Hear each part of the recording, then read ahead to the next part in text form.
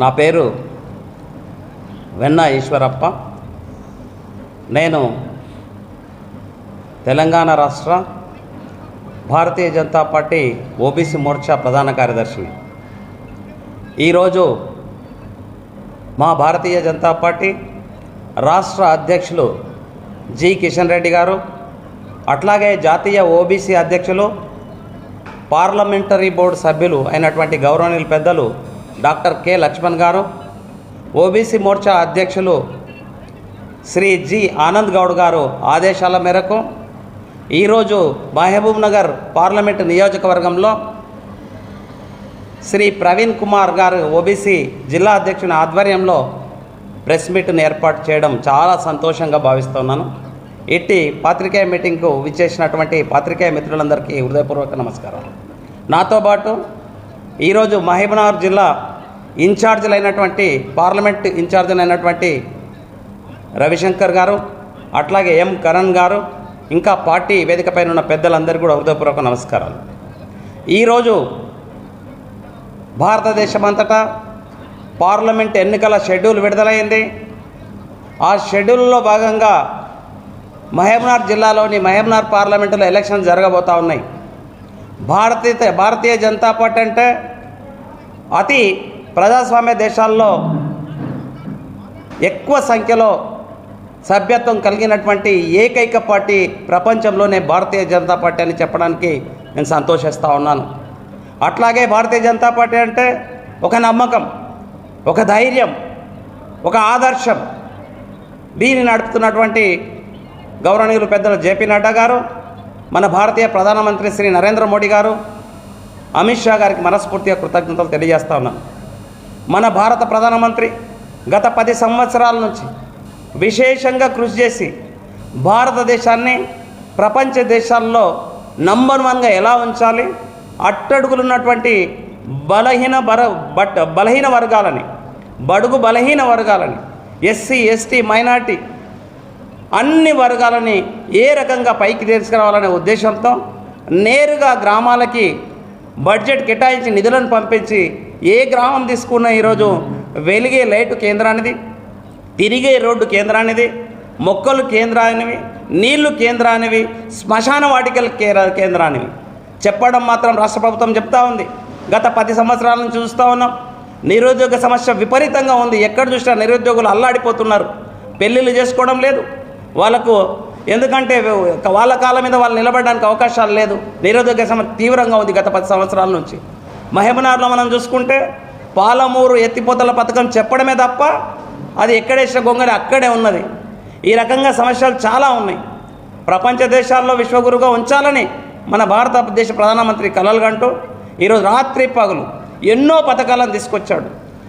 రాష్ట్ర ప్రభుత్వం ఇంతకుముందు తీసుకున్న దాంట్లో కురుమల గురించి కానీ, యాదవుల గురించి కానీ, ముదిరాజుల గురించి కానీ, మున్నూరు కాపు గురించి కానీ, బలహీన వర్గాలకు ఎంతో వాళ్ళ దగ్గర డిపాజిట్లు తీసుకొని, డబ్బులు తీసుకొని డిపాజిట్లు గోల్మాల్ చేసి ఎన్నో అక్రమాలకు పాల్పడింది మనం 10 సంవత్సరాలు చూస్తున్నాం.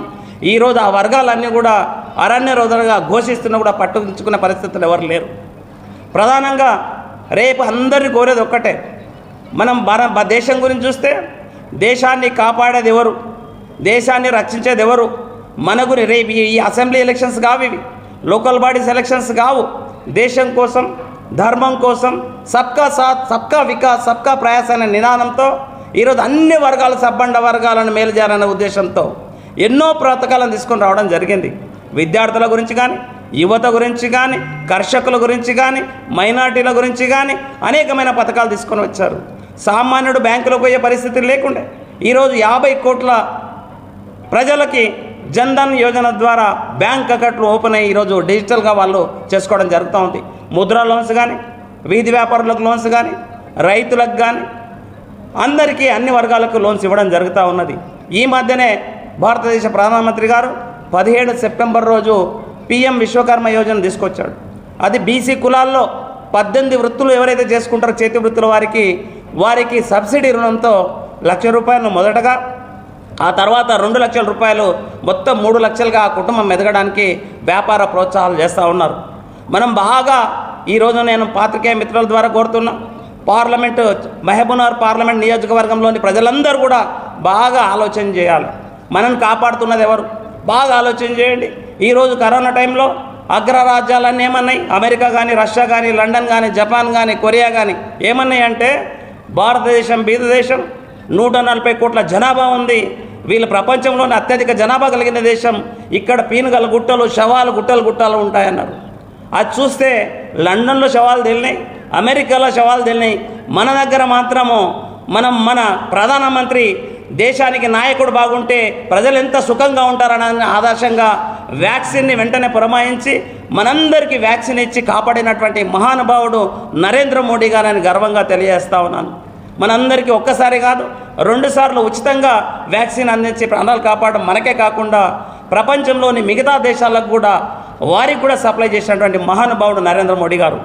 ఈరోజు ఇంకా చూస్తున్నాం, దేశం అల్లకల్లోలం అయిపోతుంది, దేశం కింద మీద అవుతుంది. 370 ఆర్టికల్ తీస్తే అని చెప్పడం జరిగింది.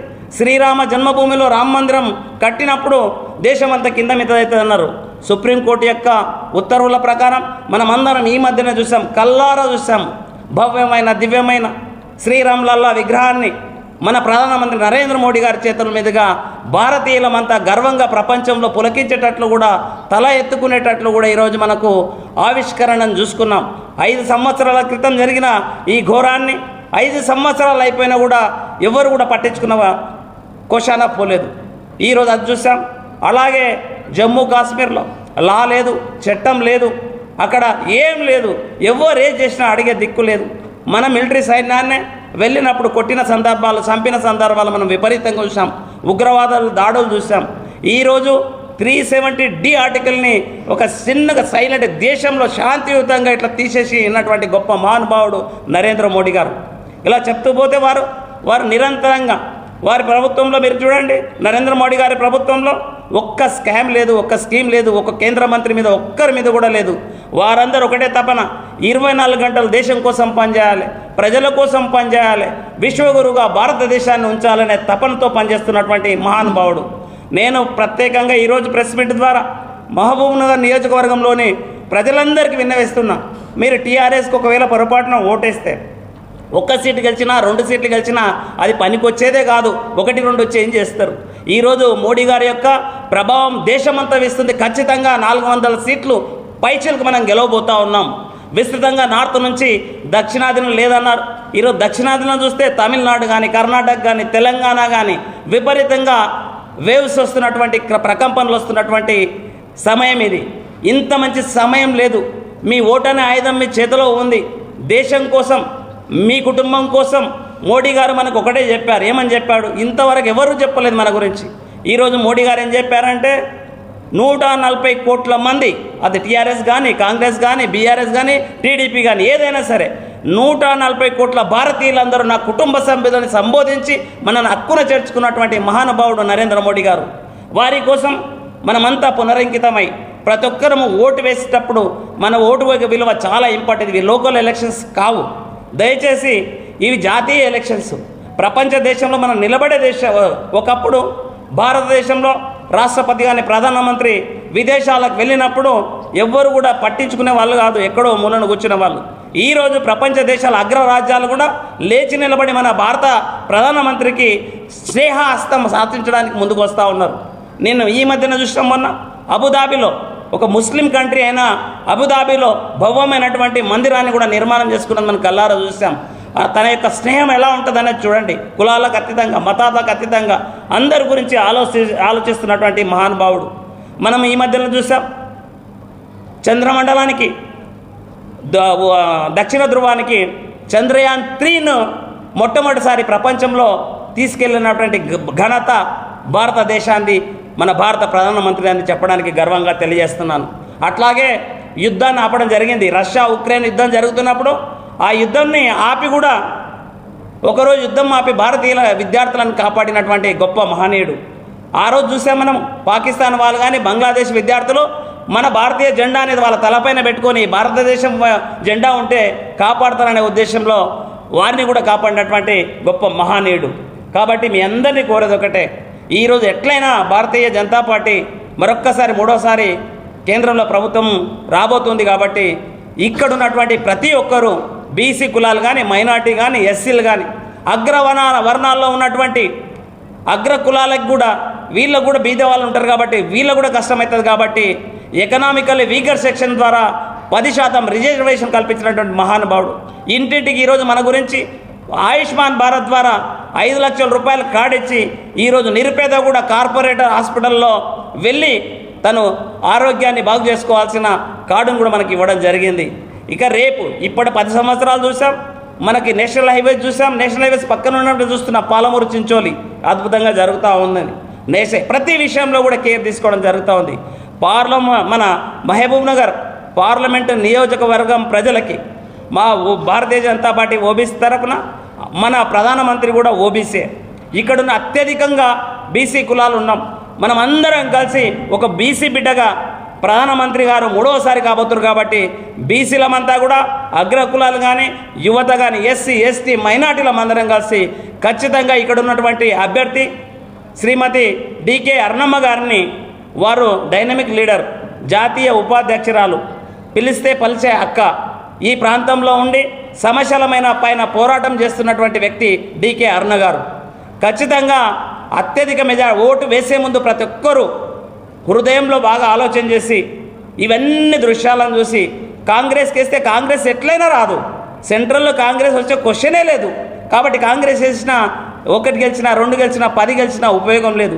టీఆర్ఎస్ అయితే మనకు తెలుసు అది చచ్చుబడిపోయింది, ఈరోజు పైకి వచ్చే అవకాశమే లేదు. కాబట్టి ప్రతి ఒక్కరూ ఆలోచన చేసి మన దేశం కోసం ధర్మం కోసం పోరాడుతున్నటువంటి నరేంద్ర మోడీ గారికి కమలం పువ్వు గుర్తుపై ఓటేసి డికే అరుణమ్మ గారిని అత్యధిక మెజారిటీతో గెలిపించి నరేంద్ర మోడీ గారికి బహుమతిగా మహబూబ్ నగర్ నుంచి మొట్టమొదటి స్థానాన్ని ఇవ్వాల్సిందిగా పాత్రికేయ మిత్రుల ద్వారా మనస్ఫూర్తిగా వేడుకుంటున్నాను.